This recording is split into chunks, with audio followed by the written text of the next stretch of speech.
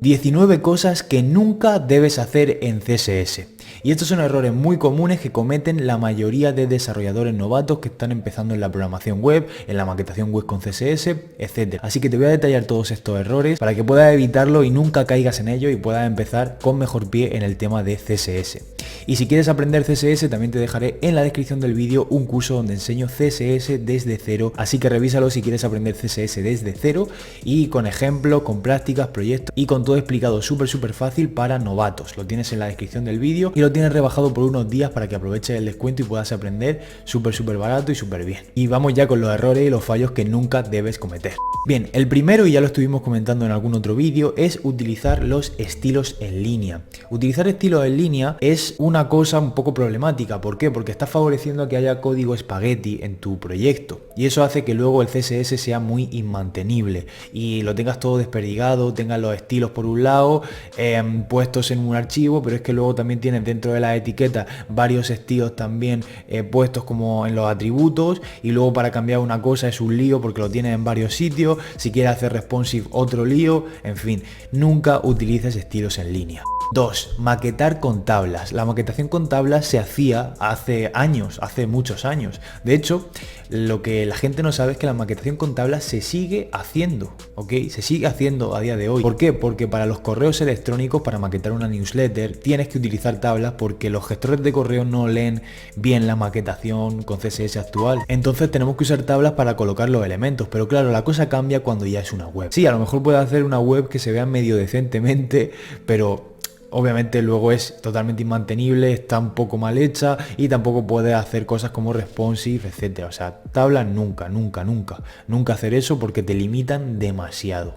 3. Usar indiscriminadamente las propiedades abreviadas o shorthands dentro de CSS. Esto realmente es coger tú una propiedad de CSS y utilizarla de manera abreviada, es decir, en lugar de utilizar margin left, top, right, bottom, utilizar simplemente el margin o utilizar el background en lugar de utilizar el background color. Entonces, utilizar demasiado los shorthands a mi parecer no es demasiado bueno por el hecho de que, lo primero, el código es mucho más legible si utilizas propiedades más específicas, ¿de acuerdo? Pues el background, si yo quiero poner el background color, si yo quiero poner el color de fondo de una web o de un div o lo que sea, mejor utilizar un background color que utilizar una propiedad background, porque eso está representando más cosas aparte del background color como tal. Otra cosa es que fuéramos a tener todos los márgenes o fuéramos a utilizar una propiedad en su totalidad, entonces ahí sí puedes utilizar la propiedad abreviada, pero si no, sé específico, a mi parecer sería lo mejor. 4. Utilizar selectores de etiquetas indiscriminadamente en lugar de selectores con clase o selectores más específicos como pues un identificador o lo que sea, aunque tampoco está muy recomendado. Luego vamos a explicar el caso en el cual podemos usar un ID y cuando no. Dar estilos directamente a las etiquetas como tal, es decir, pues yo a la etiqueta, a todas las etiquetas P le pongo unos estilos, o a todas las etiquetas A le pongo unos estilos sin ser específico. Eso lo que va a hacer es que yo luego tenga que reescribir más veces lo mismo, reescribir los estilos de un enlace, por ejemplo, dentro de otra sección de la web o dentro de un div en concreto. Entonces mejor ser específico. Lo mejor siempre es tener una clase para cada cosa que vayamos a hacer, porque luego el modificar los estilos de eso va a ser mucho más sencillo y rápido. 5. Usar muchos importants o usar el exclamación important típico. Eso si se lo aplico a una propiedad de CSS, lo que va a hacer es machacar todo lo que hubiera de antes o todo lo que haya después, y lo que va a hacer es saltarse la cascada o la forma natural de trabajar de CSS para darle prioridad a una propiedad. Es decir, imagínate que yo tengo una regla de CSS en la cual selecciono un párrafo y le pongo un background color rojo.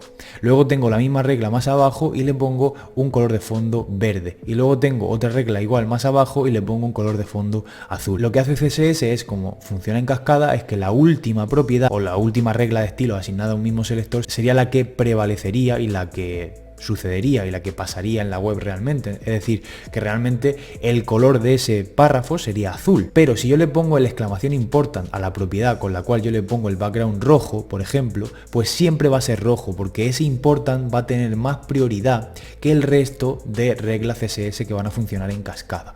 Por tanto, usar eso siempre trae muchos conflictos, mucho por qué funciona esto, por qué tal. Cuando tú tienes que abusar de los important, vale que lo uses 2-3 veces, pero cuando tienes que usar muchos importans, significa que no estás haciendo bien el código CSS, no lo estás organizando bien, no lo estás estructurando de manera correcta. Así que evita los importans, a no ser que sea cuestión de vida o muerte. 6. Usar IDs en elementos con múltiples apariciones. Un ID solamente se puede utilizar, un identificador, para luego seleccionarlo con el almohadilla y el nombre del ID, solo se puede utilizar cuando es un elemento único en esa página. Es decir, si yo tengo un solo elemento con el ID foto dentro de mi página, entonces sí puedo utilizar un ID para seleccionarlo. Si yo utilizo un ID en un elemento que se va a repetir muchas veces, utilizo el mismo ID, ahí estoy cometiendo el peor error posible. Entonces lo que tengo que hacer es siempre usar clases en la medida de lo posible cuando los elementos se vayan a repetir. O si tienes un elemento que nunca se va a repetir, puedes usar un identificador. Pero la gente lo que hace normalmente para evitar cualquier tipo de conflicto es utilizar siempre clases. Pero claro, las clases es que en realidad son para múltiples elementos, cuando hay muchas apariciones de un elemento. Entonces aquí hay un conflicto también de intereses, porque hay gente que dice, oye, no, los IDs solamente para JavaScript, para ponérselo a elementos del DOM y luego seleccionarlo mediante JavaScript. Y para CSS seleccionar solo mediante clases. Pero realmente el funcionamiento de CSS es el que te digo, con un ID selecciona un elemento único y con una clase seleccionas elementos múltiples. Así que utiliza esto con cabeza. 7. Abusar de los media queries y no unificarlos más. Cuando tú vas a hacer un responsive es muy común tú empezar a meter pegotes de media query. Pues te haces los principales y vas adaptando la web. Pero luego vas viendo que realmente te falta una cosa por adaptar y tal en cierto tamaño. Entonces empiezas a meter más media query, más media query, más media query y te hace un cacao mental de media query y un cacao de código también de media query tremendo. Entonces lo suyo es siempre intentar unificarlo lo máximo posible, que haya los menos que se puedan y que el diseño obviamente se respete. 8. Usar tamaños fijos en elementos que pueden cambiar su anchura. Es decir, imagínate que yo tengo un div o una sección en mi web que tiene una anchura del 80% del ancho de la pantalla. Pero dentro meto una imagen que le he puesto, ponle 500 píxeles de ancho. ¿Qué pasará cuando yo reduzca el tamaño de mi div, que es relativo realmente al tamaño de la pantalla? ¿Qué va a pasar ahí? Ojo con esto. Si quieres aprender CSS desde cero y paso a paso haciendo ejercicios, práctica de proyectos, te dejo aquí abajo en la descripción del vídeo el curso máster en CSS en el cual vas a aprenderlo desde cero y paso a paso conmigo y lo tienes explicado súper claramente, con un montón de cariño y con un montón de ejemplos para que aprendas de la mejor manera posible y lo interiorices todo. Así que tienes ese curso por ahí abajo para que te apuntes. 9. No utilizar múltiples selectores en reglas de CSS que van a ser idénticas o muy parecidas. Es muy común que tú, pues imagínate, tienes un botón verde con un formato, con un estilo concreto y tal, con una forma, etcétera. Entonces tú creas un botón, ponle un botón verde. Pero luego tienes que crear un botón naranja. Mucha gente lo que hace es volver a escribir o volver a copiar y pegar el mismo código del botón y luego le cambia el color en esa regla CSS. Cuando lo que podría haber hecho fácilmente es coger el selector del botón naranja que quiere hacer, ponerle una coma al lado del selector del botón verde, ponerlo abajo y entonces ya tenemos la misma regla de CSS para los dos botones. ¿De acuerdo? Los dos botones van a ser verde, tanto el selector para el botón naranja como el selector para el botón verde. Pero luego utiliza el selector de color naranja para solamente cambiar el estilo que a ti te interesa, es decir, cambiarle el color de fondo o el color de lo que sea. Eso es una buena práctica y eso hay que hacerlo para no repetir 1000 veces el mismo código, así que ojo con eso también. 10. Y enlazado con el anterior, repetir una y otra vez y copiar y pegar una y otra vez lo mismo. En CSS es bastante importante reducir al máximo las líneas de código. Reducirlas al máximo, porque luego va a ser más rápido ese diseño, esa maquetación va a funcionar mejor. Entonces, reduce al máximo esas líneas de código, unifícalo todo bien, no copies y pegues, no repitas lo mismo 20 veces a lo largo de tu hoja de estilos. 11. No seguir una nomenclatura homogénea en el proyecto a la hora de nombrar tus selectores. Es decir, si tú estás nombrando las clases de una cierta manera, pues a lo mejor si quieres hacer un botón rojo, pues le pones button-rojo a la clase.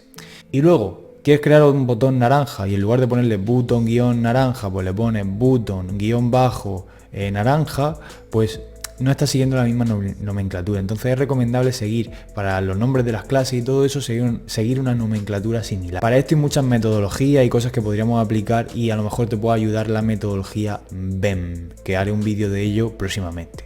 12. No saber cuándo aplicar floats, Flexbox y Grid. Esto es una duda bastante común, muy común. O utilizar muchísimo Grid en todas las situaciones posibles, o utilizar muchísimo Flex en todas las situaciones posibles, o no saber cuándo aplicar floats, o ni siquiera saber cómo funcionan los floats. Las webs siempre se han maquetado de manera típica y clásica con los floats, ¿vale? Pero luego ha salido Flexbox y Grid y la gente pues le ha encantado, por decirlo así, porque facilita el trabajo y ya abusan de ello. Entonces yo te voy a decir cuándo hay que usar los floats, cuándo hay que usar Flex y cuándo hay que usar Grid. Grid hay que usarlo para el layout, para definir el layout y la estructura general de la web. Flexbox para dentro de esas cajas de la estructura principal organizar los elementos, colocarlos para un lado, colocarlos para otro. Y luego los floats, si utilizamos y decidimos utilizar Flexbox y Grid en el resto de maquetación, los floats se usarían solamente para maquetar imágenes o para flotar imágenes o mover contenidos de un propio texto, ¿no?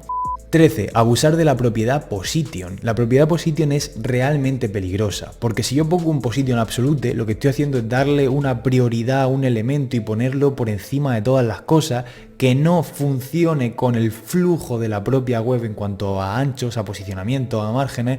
Entonces es como poner un elemento por encima de cualquier otra cosa. Y eso es muy peligroso porque luego, pues obviamente si quieres hacer un response, si quieres maquetarlo todo, si quieres que en diferentes resoluciones pues la web se vea más o menos similar, si quieres que no haya ningún conflicto cuando ves la web en un móvil o cuando la ves en diferentes navegadores, cuidado con los position. De manera natural el position es el relative, es decir, que todo es relativo a, pues, al tamaño del navegador, al tamaño de los contenedores, todo se adapta en función al resto de elementos que hay en la propia web, pero con absolute hay que tener cuidado. Y luego con el position fixed tienes que saber también que se queda fijo el elemento aunque haga scroll en la página. Entonces también eso se usa mucho para hacer menús sticky, menús pegados arriba y ese tipo de cosas, pero hay que saber cuándo usar esto porque tiene cierto peligro. 14. Olvidar y obviar los prefijos de navegadores. Mucho cuidado con esto, es decir, si tú estás haciendo una web para navegadores antiguos, para navegadores viejos, Internet Explorer o navegadores de versiones anteriores que muchas veces se utilizan en la administración pública, hay que tener en cuenta que hay que poner los prefijos en las propiedades CSS que puedan resultar conflictivas, en las propiedades de CSS3 que probablemente vayan a fallar en estos navegadores antiguos. Porque sí, en Chrome con su última versión todo funciona perfecto, pero llévatelo a Internet Explorer 11, llévatelo a Safari, llévatelo a una versión antigua de Mozilla Firefox. O sea, aquí tela, aquí hay que hacerlo todo lo más compatible posible y es importante saber los prefijos de navegadores y aplicarlos cuando sea necesario. 15. No comentar y no ordenar el código. Es muy común que la gente vaya maquetando y vaya metiendo pegotes de reglas CSS por arriba, por abajo, en fin, sin seguir ningún tipo de orden. Yo lo que propongo es tener un orden y una limpieza en el sentido de, vale, poner un comentario. Vale, a partir de ahora vienen los estilos para la cabecera del proyecto, para la cabecera de la web.